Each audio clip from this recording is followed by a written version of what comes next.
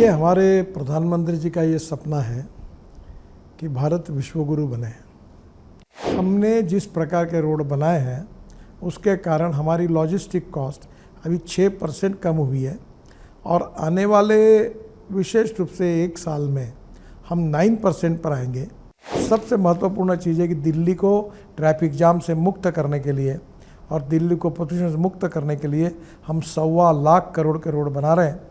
अभी तो आपने न्यूज़ रील देखी है, असली पिक्चर तो शुरू होना बाकी है। 2 साल के अंदर हमारा रोड इंफ्रास्ट्रक्चर अमेरिका के बराबर होगा और वो बिहार और उत्तर प्रदेश का होगा। अमेरिका से कुछ लोग मेरे पास आए थे और उन्हें नाराज़गी जताई। उन्होंने मुझे कहा, आप गलत बोलते हो। मतलब क्या हुआ? मुझे लगा कुछ गलती हो गई। उन्होंने बोला, आज का हिंदुस्तान का रोड इंफ्रास्ट्रक्चर अमेरिका से अच्छा है। 11 साल कंप्लीट हो गए हैं आप लोगों की सरकार के। मैं चाहता हूं कि आप थोड़ा सा अगर तफसील से हम लोगों को बताएं कि 11 साल में आपने तो पूरा रोड का बड़ा नेटवर्क खड़ा कर दिया है। देश के लोग जो बोलते हैं कि दूसरी तस्वीर दिखती है भारत की, आपको क्या लगता है सर कि क्या डिफरेंट किया और क्या और होना चाहिए?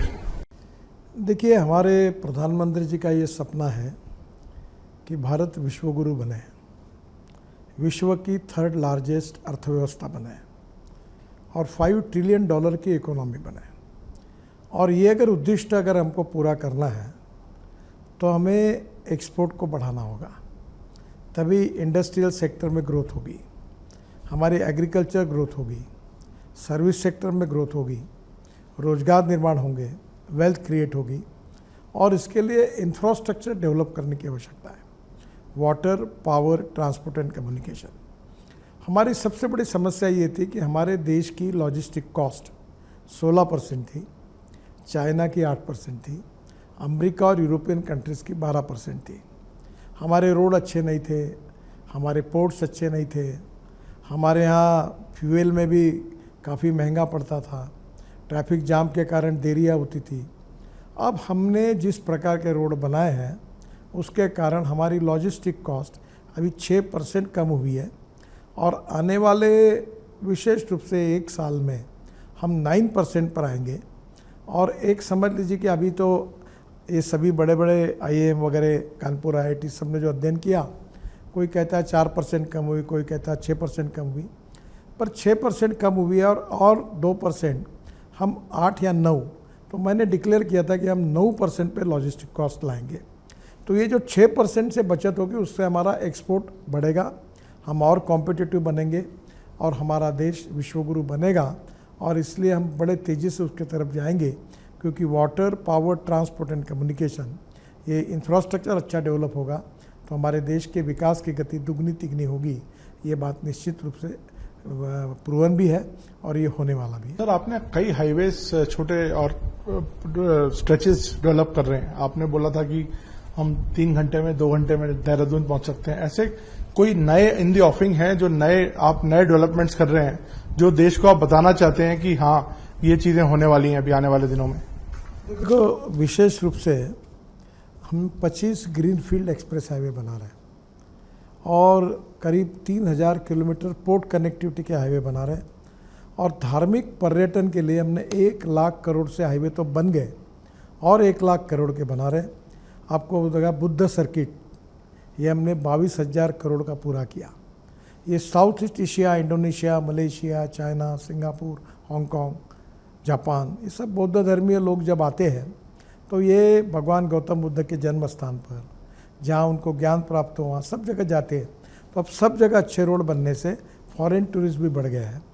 दूसरा, 4 धाम, बद्रीनाथ, केदारनाथ, गंगोत्री, यमुनोत्री, इसका ट्रैफिक 3 गुना बढ़ गया।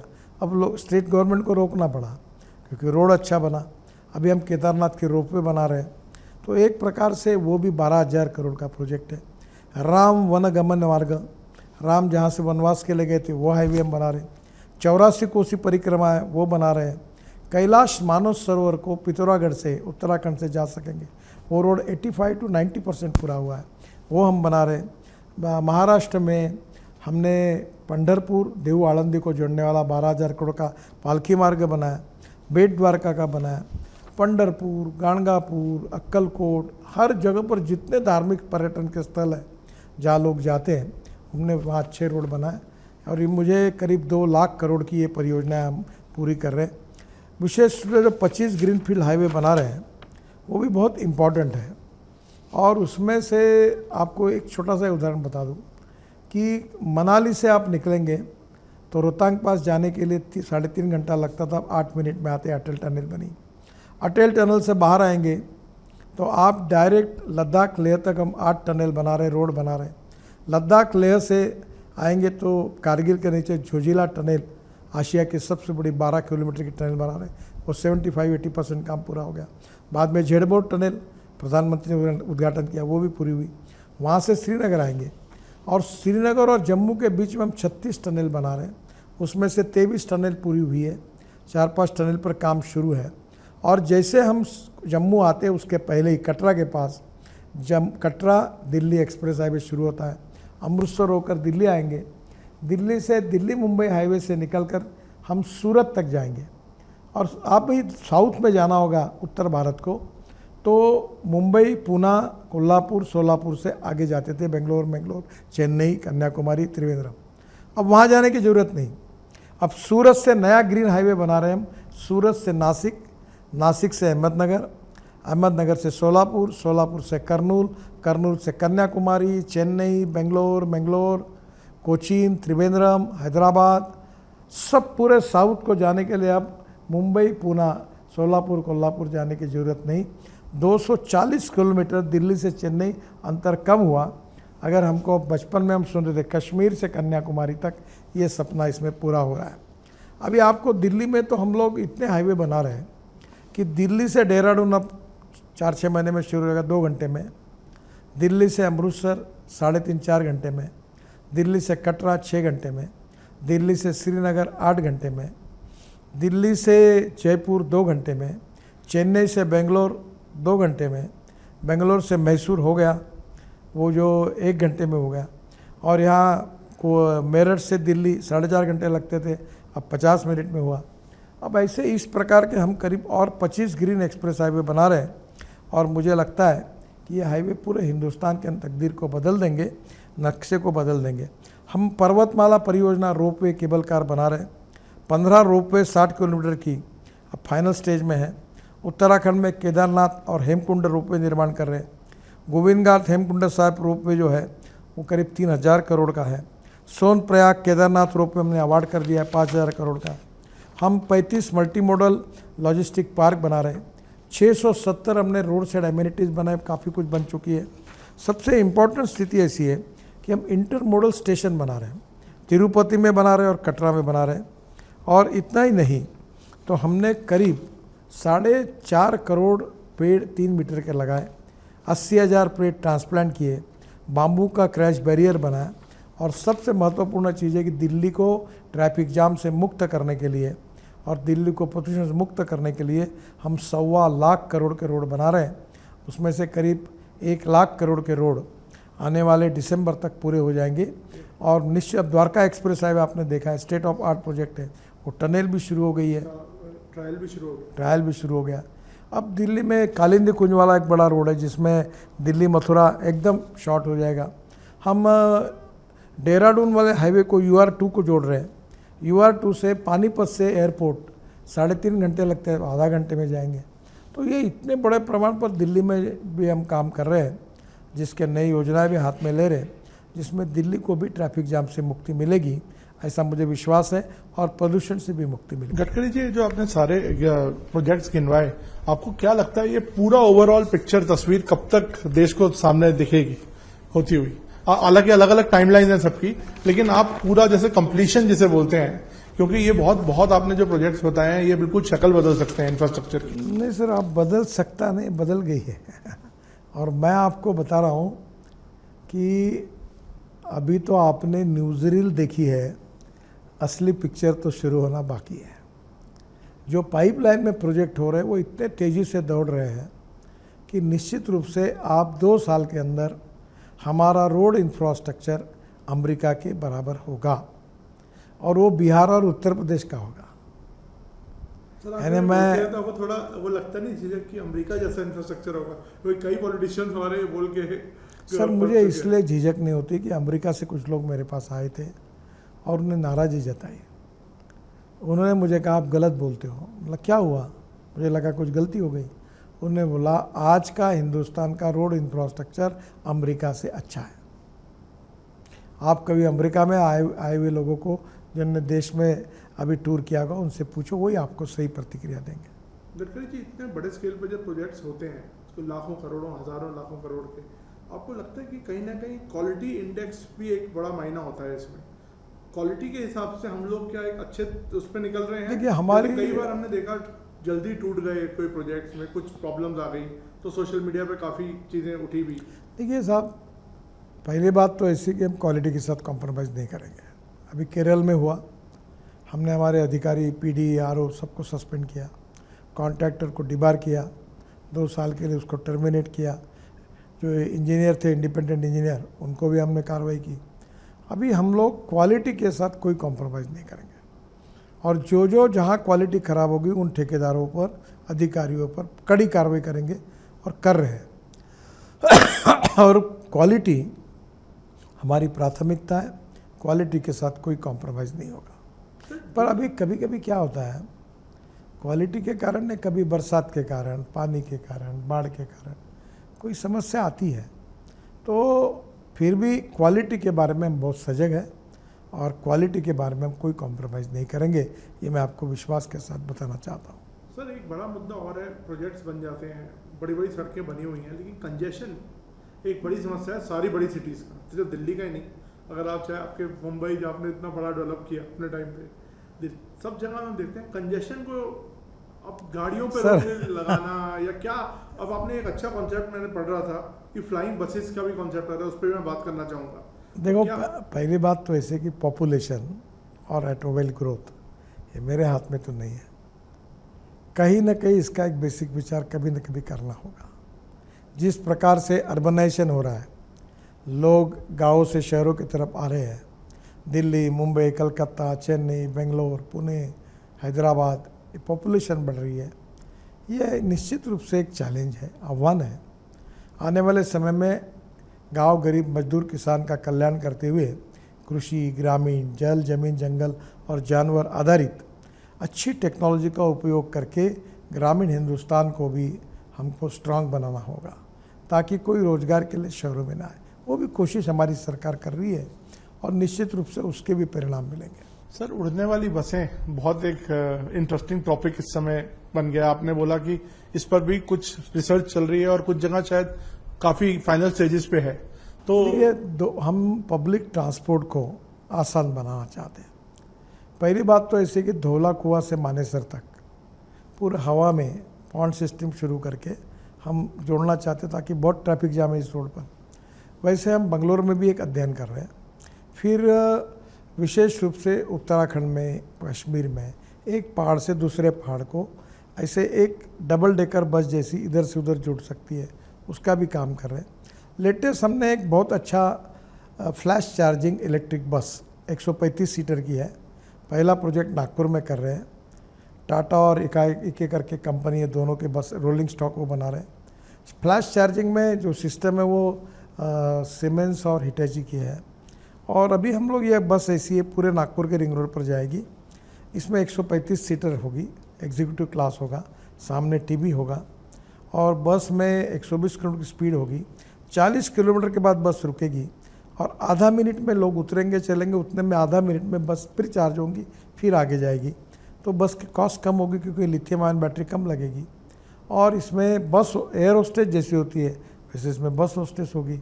और इस बस का किराया डीजल बस के तुलना में 30% कम होगा। ये पहला अभी टेंडर निकला है, आज रिसीव होगा इतने में। और नागपुर में हम ये बस सर्विस शुरू करेंगे। उसके बाद दिल्ली से जयपुर, दिल्ली से चंडीगढ़, दिल्ली से देहरादून, बेंगलोर से चेन्नई, मुंबई से नासिक, पुणे, सब प्रकार पे ये चालू करेंगे। सर आप हमेशा से प्रोपोनेंट रहे हैं कि अल्टरनेट फ्यूल्स के। आपने खुद, मैंने देखा पार्लियामेंट में भी आप वो गाड़ी लेके आते हैं हाइड्रोजन वाली। तो अभी ई व्हीकल्स का ट्रेंड चल रहा है सर। अभी देख रहे हैं कि इंडिया में बहुत ई व्हीकल्स की तरफ लोग बढ़ रहे हैं।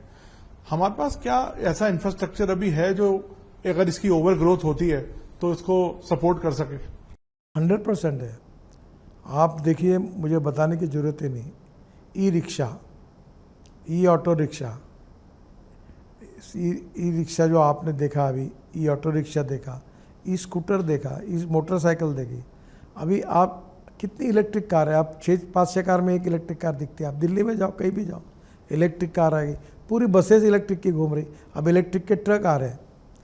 इथेनॉल की फ्लेक्स इंजन की गाड़ी मेरे पास है, जो 100% किसान ने तैयार की, इथेनॉल पे चलती है, 60% बिजली तैयार करती है। और पेट्रोल की तुलना करें तो 25 रुपये लीटर पेट्रोल का भाव होता है। मेरे पास हाइड्रोजन की गाड़ी है, उसका नाम है मिराई। मिराई मीन्स भविष्य। मिराई जापानी वर्ड है, उसका नाम भविष्य। हाइड्रोजन की गाड़ी हमारे यहाँ हुई है। तो आने वाले समय में ethanol, methanol, biodiesel, LNG, CNG, electric, ये सब आ रहा है। हमारा 22 लाख करोड़ का फॉसिल फ्यूल का इंपोर्ट है। ये कम करना और import substitute, cost effective, pollution free और इंडिजिनियस, यही हमारा सपना है। अभी मैं ब्रिक कॉन्फ्रेंस के लिए ब्राज़ील गया था। अभी हमारे विशेष रूप से शिपिंग में बड़े प्रमाण पर हम मिथेनॉल यूज़ करने की बात कर रहे हैं। हमारी ट्रक इलेक्ट्रिक पर आ रही है, हमारे ट्रैक्टर सीएनजी पर आ रहे हैं, इलेक्ट्रिक पर आ रहे हैं। फ्लेक्स इंजन के ट्रैक्टर, जॉन डियर कंपनी, उन्होंने ब्राज़ील में फ्लेक्स इंजन पर इथेनॉल पर चलने वाला ट्रैक्टर तैयार किया। तो देश में जो बदलाव हो रहे हैं उससे प्रदूषण भी कम होगा, इंपोर्ट भी कम होगा, कृषि क्षेत्र में नया इनकम किसानों को मिलेगा। किसान केवल अन्नदाता नहीं, ऊर्जादाता बनेगा। ऊर्जादाता नहीं, ईंधन दाता बनेगा। ईंधन दाता नहीं, अब डांबर भी तैयार हो रहा है परली से, हमने 1 किलोमीटर रोड भी बनाया, डांबर दाता बन जाएगा। अब डांबर दाता नहीं, किसान हाइड्रोजन दाता बनेगा। तो गांव समृद्ध संपन्न होंगे, देश की स्थितियाँ बदलेगी और देश सुखी समृद्ध संपन्न होगा।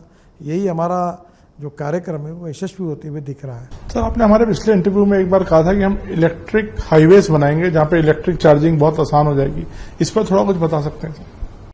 देखिए, अभी ऐसा है कि दिल्ली से जयपुर है, जैसे मैंने कहा 40-40 किलोमीटर चार्जिंग स्टेशन होगा, बस स्टॉप पर बस खड़ी रहेगी और जाएगी। तो एक प्रकार से पहले एक कंसेप्ट था कि रेलवे जैसी इलेक्ट्रिक केबल डालो, पर अब टेक्नोलॉजी बदल गई। तो अब इलेक्ट्रिक हाईवे बनाने की ज़रूरत नहीं है। आगे 100 किलोमीटर, 150 किलोमीटर के बाद बस खड़ी होगी, चार्ज होगी, ट्रक खड़ा होगा, चार्ज होगा, आगे जाएगा। तो इलेक्ट्रिक ट्रक, इलेक्ट्रिक बसेस चलेगी। और इतना ही नहीं, तो आने वाले समय में हम ये कोशिश कर रहे हैं कि ये पब्लिक ट्रांसपोर्ट सिस्टम जो इलेक्ट्रिक पर है, ये कंफर्ट्स कैसे मिले लोगों को। और इसके लिए अभी ड्रोन टैक्सी आ रही है कि हवा में उड़कर वो इधर से उधर जा रही है। अभी 2 सीटर 4 सीटर तक विकसित हुई है। आने वाले समय हाइपर लूप को हम देश में लाने की कोशिश कर रहे हैं। वर्ल्ड की best public transport technology on electric उनको ला रहे हैं। धीरे धीरे आपको ये सब देखने के लिए मिलेगा, क्योंकि ये देश सुखी समृद्ध संपन्न होना चाहिए। ये देश विश्वगुरु होना चाहिए और इस देश में दुनिया में जो जो अच्छी बात है वो हमारे देश में होनी चाहिए। यही हमारा कार्यक्रम है और मोदी जी के नेतृत्व में उसको पूरा करने की हम कोशिश करेंगे। सर, अब मैं कुछ पॉलिटिकल सवालों की तरफ भी आना चाहता हूँ। अभी भारत ने पाकिस्तान के साथ एक ऑपरेशन सिंदूर लॉन्च किया सर, आपको लगता है कि ये बहुत इफेक्टिव था और इससे भारत ने एक जवाब दिया, बड़ा कड़ा जवाब दिया है? और दूसरा सर, आप वाटर डिपार्टमेंट हेड कर चुके हैं, तो ये जो हम लोगों ने इंडस वाटर ट्रीटी को रद्द किया है, ये एक आपको लगता है एक इफेक्टिव मूव है? देखिए, हम आतंकवाद के विरोध में हैं। हमारे यहाँ निरपराध लोगों की हत्या हुई, उसकी रिएक्शन के रूप में ऑपरेशन सिंदूर हुआ। पाकिस्तान आतंकवाद को समाप्त करे।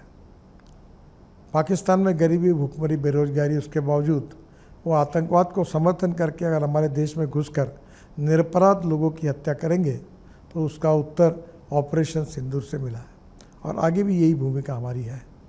जहाँ तक पानी की समस्या में जब वाटर रिसोर्स मंत्री था, तब आपको एक बात बताता हूँ कि भारत और पाकिस्तान 2 देशों की जब निर्मित हुई, टोटल 6 नदियाँ हमारे यहाँ से निकलती हैं। 3 नदियाँ पाकिस्तान को गई और 3 नदियाँ भारत को मिली, करार हुआ है। और हमारे 3 नदियों का, हमारे अधिकार का पानी पाकिस्तान में जा रहा है। वो पानी रोककर हम पंजाब और राजस्थान तक ला सकते हैं, हरियाणा तक ला सकते हैं। तो वो एक बात है। दूसरी बात, जब हम लोग पाकिस्तान को पानी दे रहे हैं और वो हमको उसके बदले में निरपराध लोग की हत्या कर रहे हैं, तो हमारी सरकार ने निर्णय किया कि हम पानी बंद करेंगे। तो मुझे लगता है ये आखिर ये जो परिस्थितियाँ आतंकवाद के कारण निर्माण हुई उसकी ये रिएक्शन है, और इसलिए हम शांति भी चाहते हैं और ये भी जानते हैं कि सामर्थ्यवान व्यक्ति ही शांति प्रस्थापित कर सकता है। हम पाकिस्तान को, वो आतंकवाद को समाप्त करेंगे, अगर वो करेगा तो निश्चित रूप से मुझे लगता है कि ये समस्या खड़ी नहीं होगी। सर, और जब ऑपोजिशन सर कुछ सवाल उठाता है और बोलता है कि मोदी और आरएसएस बड़ी जल्दी सरेंडर कर देते हैं कि आरएसएस से आपका हमेशा साथ, तो उसको आप किस तरह से देखते हैं, इस तरह की भाषा को या इस तरह की? देखो, अपोजिशन पार्टी के सभी सवालों के जवाब देने नहीं चाहिए। आज इस देश की जनता जानती है कि राष्ट्रीय सुरक्षा के बारे में, अंतर्गत और बाह्य सुरक्षा के बारे में हमारी सरकार कितनी सेंसिटिव है, किस प्रकार से काम करती है, किस प्रकार से जवाब देती है और किस प्रकार से लोगों की रक्षा करती है। हमने नक्सलवाद को लगभग ख़त्म कर दिया है और मुझे लगता है कि हमारी कानून और व्यवस्था, अंतर्गत और बाह्य सुरक्षा अच्छी स्थिति में है और यही हमारी सरकार की बहुत बड़ी उपलब्धि है। बाकी अपोजिशन पार्टी है, उनको लगता है विरोध करना तो विरोध के लिए विरोध करते हैं। सर, कुछ लोगों ने भी, जैसे राहुल गांधी ने बोला कि महाराष्ट्र चुनाव रिग हुए, इस तरह के आपने, क्योंकि महाराष्ट्र में कितना कैंपेन किया और आपने देखा कि किस तरह का माहौल। देखो, जनता ने दिए हुए मैंडेट को नकारना ये तो ठीक बात नहीं है। अब आप हारते तो आपने बाकी बातों पे कहना उचित तो नहीं होगा। सर, अभी रिसेंटली एक अर्बन इशू सामने आई बड़ी, कि हमने देखा कि सर अभी एक टीम जीतती है आईपीएल में, उसके बाद भगदड़ मचती है और लोग कुछ मर जाते हैं। आपको लगता है कि एक बेटर प्लानिंग होनी चाहिए थी, सरकार की भी इसमें जिम्मेदारी कुछ बनती है? देखिए, अभी तो मैं इसके बारे में कुछ कमेंट्स नहीं करूँगा, क्योंकि जो घटना हुई है वो कर्नाटक में हुई है और कानून और व्यवस्था वो राज्य सरकार की जिम्मेदारी होती है। इसकी इंक्वायरी हो रही है, इंक्वायरी के बाद जो लैप्सेस आएंगे उसके ऊपर कर्नाटक सरकार उचित निर्णय करेगी। पर इस प्रकार की जो भगदड़ मच जाती है, उसका जो घटनाएं होती है, इसके बारे में हर जगह पर सोचकर जो प्रिवेंटिव मेजर्स के रूप में क्या करना चाहिए, ये हमारी सरकार सोचती भी है, योजना भी बनाती है और काम भी करती है।